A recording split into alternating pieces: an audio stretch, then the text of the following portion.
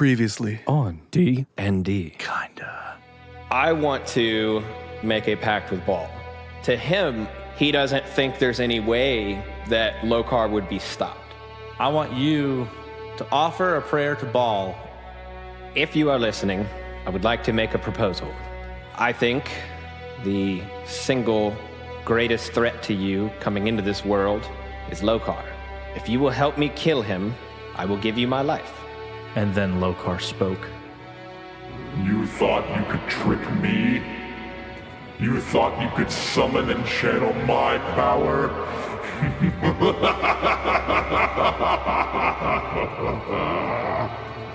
Hamilton stood, silent, as a final breath of air left his brother's charred remains. What happened? I tried to make a pact with Ball. You tried to make a pact with the god we're trying to defeat? Yes. Why? At the time, I didn't see any other options. We might be here because of you, Hamilton, but we must proceed forward together. None of this should have happened. Krysalix starts to talk and he says, Topher, I have not been dishonest with you yet. I have intentionally withheld information for the time. And as he's talking, Thrak grabs the crystal out of Krysalix's hand and slams it down onto Benedict's body. Benedict, the wraith that you had seen, came in front of you, and there was a purple light that filled the air. Then you hear a piercing sound, and your ears are ringing, and it slowly fades. Bartholonude, Topher, Hamilton, you guys are all standing in this room, and this pile of dirt and ash begin to reform. And Benedict, your body becomes whole again, and you remember everything. It has changed you. You have seen the true face of the evil that is coming, and you are brought back to life.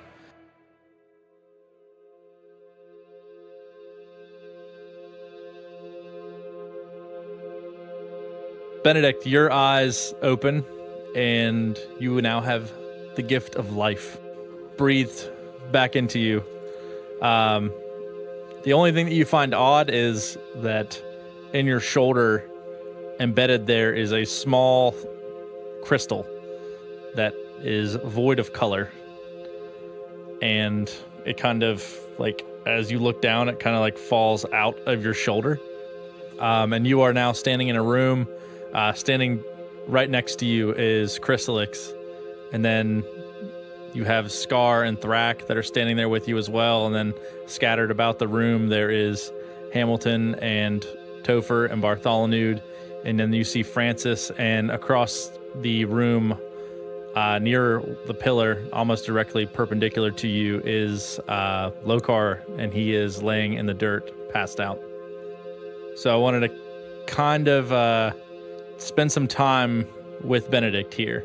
So you've been gone for a little bit, and the last thing that you remember, obviously, other than the vision that you had while you were dead, and you do very clearly remember that, almost too vividly, honestly, was seeing your brother and Lokar, and then when you sensed that your brother was in danger, you charged Lokar, and when he turned to you, you saw him, his eyes wreathed in flame, and he struck you with flame, and you remember burning alive and dying. So given that that's the last thing you remember, you're now standing in this room with all of these people, and you probably have a lot of questions, or at least Benedict does. So how do you think Benedict would react to this? So I'm assuming, like, I wake up and I'm feeling kind of confused, I guess, because we're not in the... What's that fucking place called? Wendy's. Yeah, we're not in Wendy's anymore. The astral plane? Astral plane, thank you. Oh, yeah. Astros. Yeah. Yeah, we're not... Not Wendy's. Wendy. Yeah, we're not in Wendy's anymore. No. So I'm really confused. How'd I get this frosty? So I wake up, I see everybody. Francis is there. Fucking Lokar's knocked out on the floor. I think the first thing I would probably do is ask where Lokar is and probably go try to fucking cut his head off. Okay, so that's the first thing you do is just stand That's up and the just first charge fucking thing him. I do. Well, I mean, the last thing that I felt while I was alive was fucking either killing Lokar or I'm gonna die. Yeah. And, Yeah, I mean, that makes sense. yeah. So your propensity for violence aside, so you just begin to like charge over there. Anybody have any actions that they want to take, or is everyone just okay with this? No, I'm gonna grab him. So what do you say to him to kind of, because remember he is completely unaware of everything you guys have learned. I don't say anything to him. It's like he's running past me and I grab him because I know what he's about to do. Okay. So, Benedict, when you feel that tension, are you trying to fight through it, or are you more confused as to why he would be trying to stop you? Well, I think I would probably just try to fight through it because I'm pretty hell bent on killing this fucker at the moment. And just like being intently focused on that and then having just a random ass fucking hand grab me, I'm probably going to be kind of pissed. So I'm going to like fucking brush his hand off and keep moving. Okay. So, like, as he's like in this violent frenzy, Bartholonude, like, kind of notices that, you know, he just came back to life. He's probably disoriented. Who knows what the experience has been like through his unconscious mind. And Bartholonude kind of yells to get his attention and says, "Benedict! Oh, yeah. Are you okay? Do you feel okay? What was that like for you?" I feel actually pretty incredible. I'm gonna kill this guy though, so all right, bye. Okay, so I'm gonna have you guys do a strength contest because I want to see if you can slip through Topher's grasp. So if you guys just give me a strength check.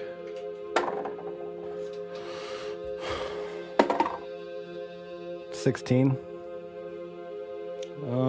That's a 10. Okay, so as you start to, the way I'm kind of picturing this, you start to like charge over towards Lokar, and Bartholonude, as he starts walking, you interject and ask if he feels okay. And when he says, after you finish speaking, Benedict, and you say that you're going to go kill Lokar, that's whenever Topher grabs you and you try to kind of trudge through it, but then he hangs on tighter than you're able to trudge through, and it stops you. So what do you do now? Calm down. Why are you stopping me? Why is he still alive? Why don't you ask your mother that? So I'll turn around. Look at Francis, and a tear sheds. And I don't say anything. I actually just kind of walk away from the entire situation. And I go sit by myself, or like go outside and get some air if I can. No, you can't. Like, you can walk away from this, but like you guys are down in like this magical chamber. Oh, yeah, it's okay. not actually like just a I'm room. gonna walk away from everyone. Okay. I just gotta kind of process everything. So you walk across the room and sit kind of at the, I'm imagining you just kind of walk across the sand and sit down, just about as far as away as you can get, but still in the same room. And probably right about the entrance to the room, where the hallway you guys originally walked down to get into here. And Frances gets up and she actually follows you. And she comes and sits down actually just right beside you. And she sees you're just sitting there and you're hanging your head, and she says, "I'm sorry I never told you. I've always been watching out for you. But I had to protect you. For the things that Lokar has put us through and hunting the seals to ensure their safety, I could not have you involved. You must know that I did what I did because I had your best interests at heart." You protected me. You protected me from that first godforsaken fucking orphanage where I killed my friends. All of this could have been avoided. I've told the others, and in time you too will come to understand. There is a reason you all found each other the way that you have. You are all chosen for reasons I cannot yet put together or explain to you. But you being there, I knew you were chosen. No harm would come to you, and I know that what you went through was not desirable. But the things you will learn in the times yet to come, you will learn to appreciate the tortures you have went through. For Baal's evil is far worse than you could possibly imagine. I'm aware. I've seen it. I saw his face. Then you must understand what I did to protect you. I need a minute alone. And I turn away from her. So Francis stands up and puts her hand kind of on your shoulder and just says, Just know that I care about you more than you could possibly imagine. and she turns and walks back to the rest of the group. Does anyone have any actions they want to take or things they want to say? I just want to go over and sit down next to Benedict. I don't want to say anything. I just want to go over and sit down next to him. Just be there for him? Yeah. I don't know, because, like, we're down in here, Lokar's here, Benedict's back. Like, I'm mad at Hamilton, Thrak, and Scar. So Francis walks back over to the group, and Scar and Thrak are standing there, and Scar says, So what now? What next, Francis? You're back, and why is this filth here? You know the things that he knows and the things that he's capable of, regardless of whether he's bound or broken or hurt. Why did you bring him here? And Francis says, Lokar is many things, and useless is not one of them. He is a plethora of knowledge, and he knows things about magic and sorcery, and not to mention giving Hamilton his powers back. There are so many things he could be useful for. And we want to just kill him? I hate him just as much as the rest of you, but there is no denying his usefulness. and then she kind of looks around as everyone, the faces in the room are just very off. So Francis is having trouble trying to figure out what the next move is, because she kind of feels pressured that everyone is just relying on her to kind of make a move. Krysalix is very quiet. And Krysalix almost looks uncomfortable or ashamed for what he did. But he also looks slightly vindicated and at least somewhat pleased that Benedict is back. And Scar and Thrak are just like almost just completely focused on Francis, because she calls the shots here, and that's what they do. They work for her and with her. And so between that and then Benedict being very pensive and thoughtful about what to do, Hamilton being there for his brother, Topher and Bartholonude, you guys are just kind of taking this all in. There is a lot of passive tension in the room. So doesn't seem like anyone is willing to take the next step. And then Francis, against all odds, is now vouching for Lokar's life to be spared. So I don't imagine that goes over well for everyone. But at the same time, does anyone really object to what she's saying? I mean, there's a lot of potential implications to Lokar dying or even being alive. So No, I think Francis is, right. I don't think that we should kill Lokar.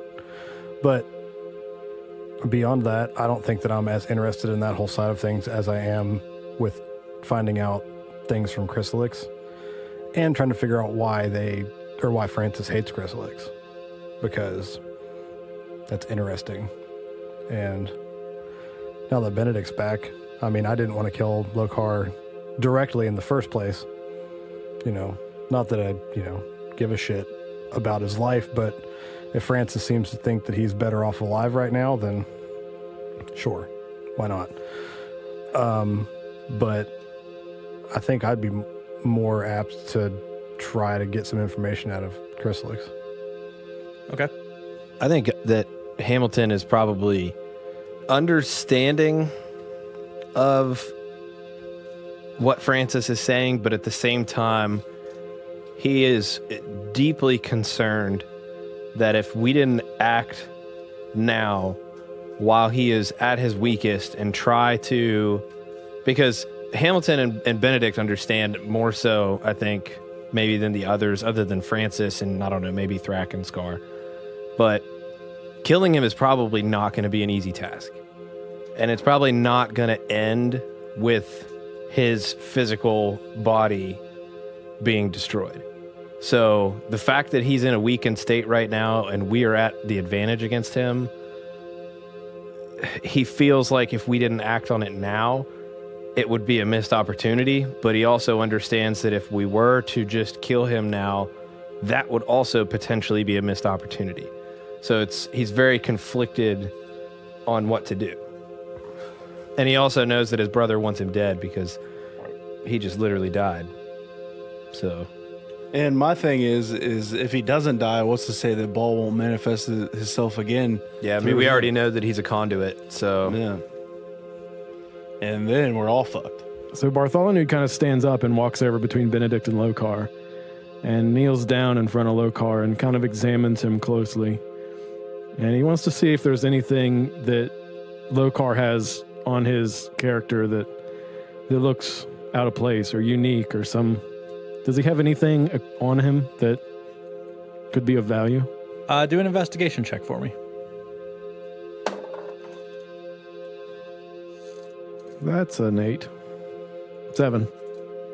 Okay, so you kind of like start patting him up and down, trying to feel if he has anything on his person. Lokar is wearing like a very long, like flowing, like purple robe, and it's potentially has a lot of room for things, but as you just kind of give it like a really surface level pat, and you don't feel anything with an 8 now. I was hoping we could find something that might help us make a better educated decision. Oftentimes people in power have things on them that they value. I'm going to go over to Krysalix. Okay. And ask him a question. Okay. So you walk up to Krysalix. Krysalix is just kind of, like I said, he's got like a look of almost remorse, but also like vindication almost. And so he's not just like hanging his head in a corner somewhere. He sees you approaching. The vibe between you and Krysalix, I would imagine, it's also a little tense. He not in like a you hate each other kind of way, but just in a way that he kind of gets the feeling that he knows what you're about to ask. Krysalix, can you tell me about me? My past? Obviously, you've been around for a long time. I've seen you in visions, I'm assuming flashbacks of my childhood in a church. And you're the one who found me in the forest. I need information about myself. So Krysalix looks really uncomfortable. He kind of puts his hand on your shoulder and starts to walk away from the crowd with you. And he leans over and he says, Topher, I understand you wish to have information on your past, and I can tell you some things, but you must know. Your mind, I've told you before, it cannot handle the influx of information that there is to know about you. I don't know what your breaking point is. I don't know where your mind could crack. It's not your mind. It is not the stress on your mind I'm worried about it having. What is that supposed to mean? Just listen. Topher, as a child, your parents gave you to the church. Not in a way that they were attempting to discard you, but you have to understand that this was many years ago. And not 20 or 30 years ago. This was hundreds of years ago. And when your parents left you with the church of Mishkal, they entrusted you to a man named Phileas. Phileas was my best friend. Phileas was the head of the church. You lived with Phileas and served as his squire. And then something happened. And Phileas was killed. And that fault was mine. And since then, I have felt responsible for you because you were his responsibility. And in order to pay penance for what I had done, I have been watching out for you your entire life. But you have to understand that if I knew why you are still here as a man hundreds of years later, I would tell you. For I found you as I found you. There is no secret there. But the time between Phileas's death and what I had done, I can't explain. I can't explain it. And that's why I've been watching you still to this day at a distance. I know about the blackouts. I know about the visions that you have. I know about all of it. But I can't help you explain it. I hope that you have gained some clarity from this and know that I am not your enemy. I want nothing but the best for you.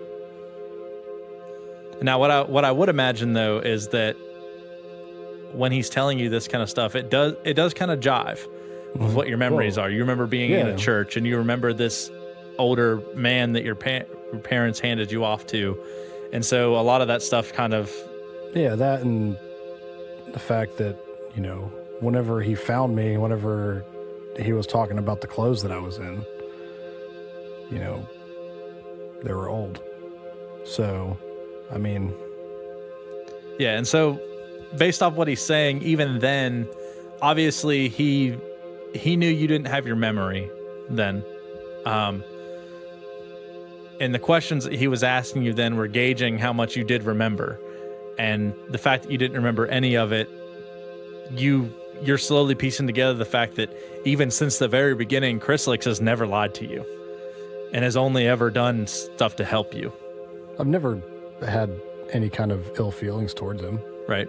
No, I'm just like, the reason I bring this up is because everything is falling into place. Like you're learning that this individual is trusted. Yeah. And now that I know that I could, trust him fully, the only other issue that I had before that was him keeping the information from me. Right. So, is this the same information that you gave to Hamilton, that Hamilton refused to tell me? The only thing that Hamilton knows is that I've known you since you were a child, and that I've been watching out for you at a distance. But that is it. I don't want to put your life in someone else's hands, and I don't exactly know what it is that caused this, but I have my suspicions, and I cannot risk that information ever seeing the light of day. For whatever it is that's locking your memories back, it might not be something that we want to know about. So I handle this information delicately, as I hope you do as well. So, what do we do now? Why is Francis mad at you? What do we do? In my early years, the mistake that I had made resulted in Phileas's death. And like I said, I feel ever responsible for that, even to this day. Francis holds me accountable for the mistake that I made in the high forest, breaking apart the vitality crystal and destroying the forest. She perceived it as an act of greed, as an act of power, as do the elven lords of the kingdom. They think that I did it to gain power, to be stronger than my fellow guardsmen, to be the one that saved the kingdom, when my motives were pure. I understand her anger, but once again, my actions, thinking they would be good, led to the casualties and death of so many. You're the one responsible for what happened in the high forest? In a manner of speaking, yes, but it's not as it seems. The magics that breathed from the crystals, it seemed the only way to stop it. Never before had we tapped into it. And when I did, it caused the destruction of the village. And whether it was because it wasn't meant to be used, or I didn't know how to use it, or it was such an unstable magic, I don't know. But it saved Benedict's life. And at this moment, I am thankful for what I did. As am I. What do we do now? Where do we go from here? What is next? So Topher and Krysalix are off having a conversation, and the room's just relatively quiet, and they've been over talking for a little while. And then Lokar coughs and starts to sit up in the dirt. He's not really, like, he's in tune to his surroundings, but he's not, like, freaking out about the fact that he's just surrounded by people that may perceive him as an enemy, or in his state might do him harm. He just seems kind of surprisingly at ease considering his situation. So he kind of sits up and puts his back to the pillar that's joined by the stair, and just kind of sits in the dirt and kind of hangs his head. So is Benedict and Hamilton still, are you guys like sitting next to each other still? Yeah. Yeah. I want to go over to Benedict, and I want to make it a point to completely ignore Hamilton. We like know. He's not even You've there. established that many times. Benedict, how are you? How is your mind? Well, I'd still really like to kill Lokar.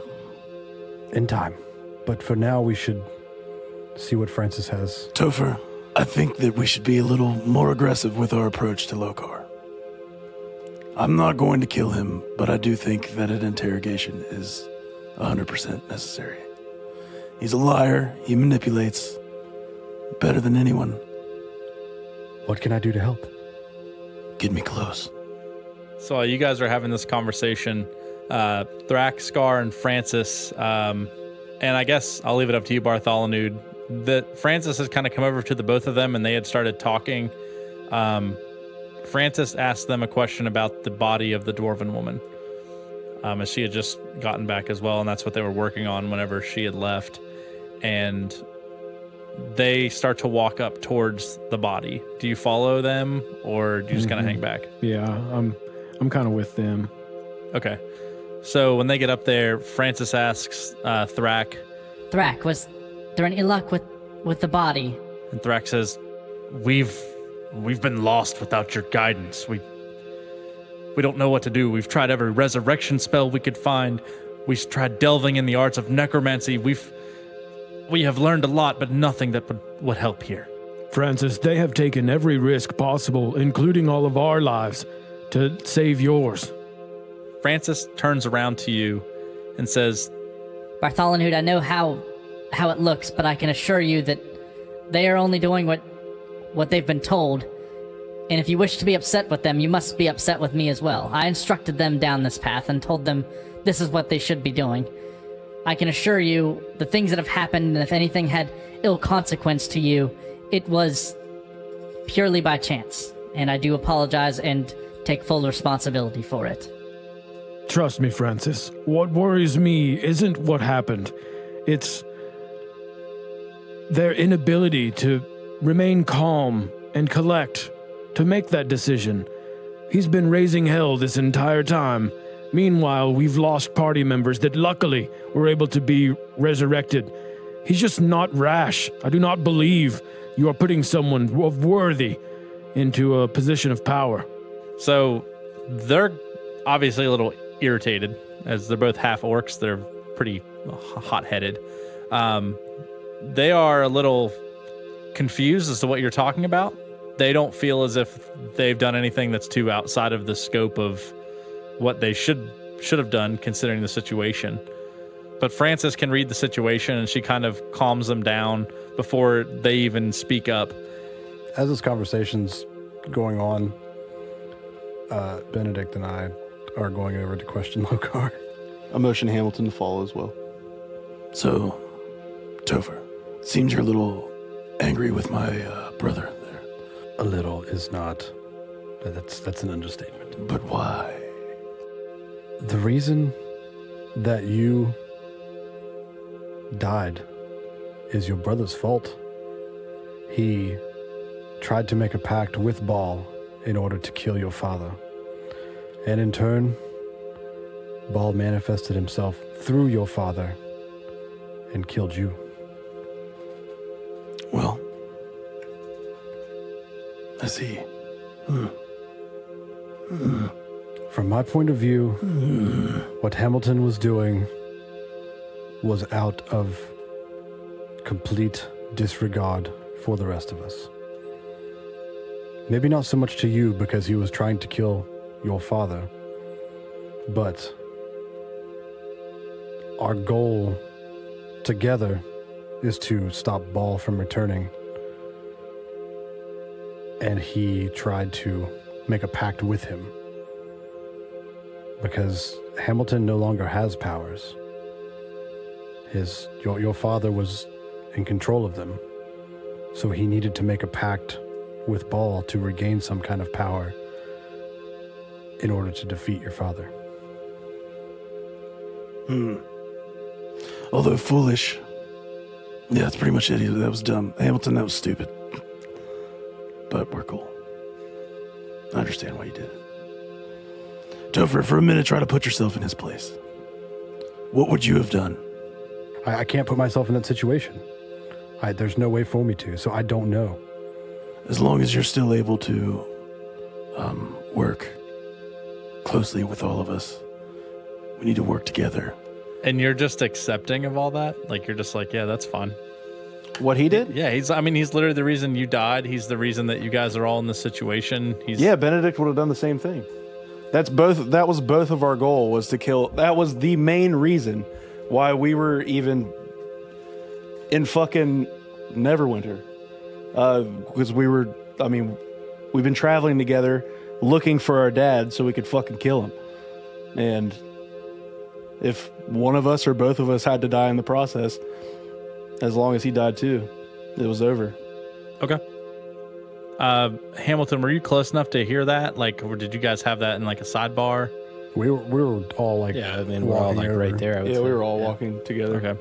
And you're you're fine with that? You don't have anything to say about it? I mean, no, I'm pretty sure I said it before. I don't remember if I did or not, so I'll say it again. But, I mean, Hamilton understands why Topher is mad. Like, he completely gets it. Like, it's not hard for him to understand that it was a selfish decision. 100%. It absolutely was. He thought that it was the right decision and that he could achieve his goal and also help everyone else in the party. But, it failed. He took a risk knowing full well what the consequences could be, and now he just has to own up to that. So, I mean, he's not going to argue with him about it. That's the way he feels. That's the way he feels. Okay. And it's not so much that I'm mad at him for doing that and getting his brother killed. It's the fact that he did that, Baal manifested himself, and, I mean, he could have killed all of us. And he wasn't thinking about any of the ramifications. I mean, So while you guys are walking over there, Francis is kind of poring over some of these books that are beside this body of this dwarven woman. And after this, Francis kind of like puts both her hands on the table, and she's she lets out a heavy sigh, and she's very, very frustrated with this. And she kind of just throws the book that was on the table like off the table and throws it into the dirt. And This was a lost effort. Without the power of that crystal, and even then, she's long dead. This was a lost cause. and then turns back around, and at that, Lokar kind of looks up and sees you guys approaching him, and he reaches up and grabs the small knife that is in his eye and just kind of like forces the knife out. He's just like wincing through the pain. There's like a clear fluid and ooze that's like running from his eyeball, and it's like quickly joined with a stream of like really fresh blood. He makes an exasperated like grunt sound, and he quickly tears a piece of his purple cloak from his robe, and he ties it around the back of his head, making somewhat of like a makeshift eye patch for himself. And it's just like slowly like blood and like this pus is like running down his face, and he kind of just throws the dagger in the dirt next to him. All right, Father. You see the situation that you're in now. It's time to start talking. How did Baal manifest himself through you? Are you a servant of Baal? Lokar just kind of looks up at you and out of his one eye, and he kind of mumbles under his breath and says, You've got it all wrong. and at that he spits a mouthful of like clotted blood and ink and sand from his mouth, and he puts his hand on his knees and kind of stands up. He is visibly weak and run down, and you could tell he's not like taking an action against you. He's just standing up and he's breathing because he has something to say. And as he leans up and sits up, he falls back onto the pillar that he was slammed against and just kind of takes a seat and gets his stability. And he looks around the room and says, Which of you were there in the days Baal's reign came to an end? and pauses for a second as he looks around. Not a one? Well, then I recommend you shut up and listen to what I have to say.